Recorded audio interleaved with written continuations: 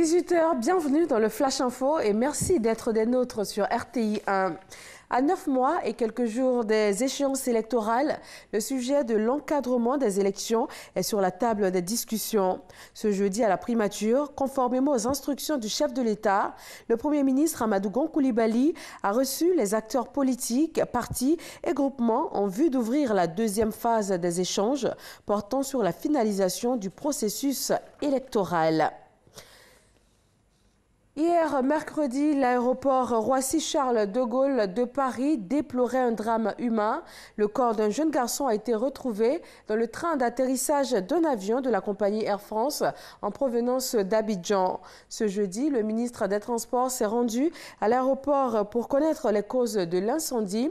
Et après le visionnage des images de surveillance, l'individu aurait franchi la clôture de l'aéroport avant de s'accrocher au train d'atterrissage. Peu avant le décollage de l'appareil. En attendant la fin de l'enquête, plusieurs mesures sont arrêtées afin de garantir la sécurité au sein de l'aéroport Félix Houphouët-Boigny d'Abidjan. Depuis un mois, l'on constate des perturbations répétées dans la production d'eau potable à partir de la station de Songon. Le ministre de l'Hydraulique, Laurent Tchagba, s'est entretenu ce jeudi avec les techniciens de cette importante usine de traitement d'eau d'Abidjan. L'objectif étant de mieux comprendre les véritables raisons des ruptures de fourniture d'eau en vue de trouver des solutions pérennes. La Caisse des dépôts et consignations de Côte d'Ivoire et la Caisse générale des agents de l'État s'engagent à une meilleure collaboration pour offrir de meilleurs services à leurs usagers. Les deux structures ont formalisé cet accord par la signature d'une convention. Grâce Kando. La Caisse des dépôts et consignations de Côte d'Ivoire, CDCCI, sollicite l'appui de l'institution de prévoyance sociale, Caisse générale de retraite des agents de l'État, IPS Ségrae. Un partenariat vient d'être scellé à cet effet. Ce que nous attendons de cette institution, c'est effectivement le transfert d'une partie de leurs ressources que nous allons pouvoir collecter, centraliser, gérer, transformer et effectuer des investissements avec la Ségrae. La Caisse des dépôts et consignations constitue un instrument privilégié de placement de nos fonds, puisque c'est une institution créée par l'État de Côte d'Ivoire qui nous donne la garantie de respect des normes prudentielles en matière de placement des fonds.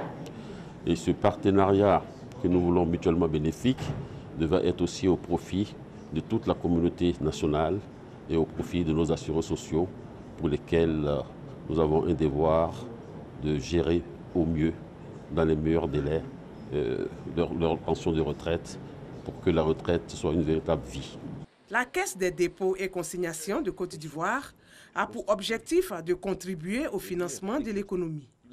Quant à l'IPS Ségrae, après la réforme de 2012, l'on enregistre un bond qualitatif, la régularité dans le paiement des pensions, le rétablissement de l'équilibre financier, la déconcentration des activités. Des initiatives qui ont valu à l'IPS Ségrae la certification 9001 version 2015, faisant d'elle une entreprise citoyenne de référence dans le domaine de la sécurité sociale. Premier point de l'actualité internationale, le Mali. Des discussions entre groupes armés débutent à Ménaka, dans le nord-est du pays. Les dirigeants de la coalition des mouvements de l'Azawad et la plateforme des mouvements du 14 juin d'Alger sont à la table des échanges. Le programme des discussions doit être déterminé ce jeudi. Les assises de Ménaka doivent dresser le bilan de l'accord de paix signé en 2015 entre les rebelles et le gouvernement. Élection présidentielle au Togo, la date limite de dépôt des dossiers de candidature était hier mercredi à minuit. 10 candidats ont déposé leur dossier devant la commission électorale, y compris le président sortant Faure Gnassingbé, qui a été officiellement investi par son parti pour briguer un 4e mandat. Le vote est pour le 22 février prochain.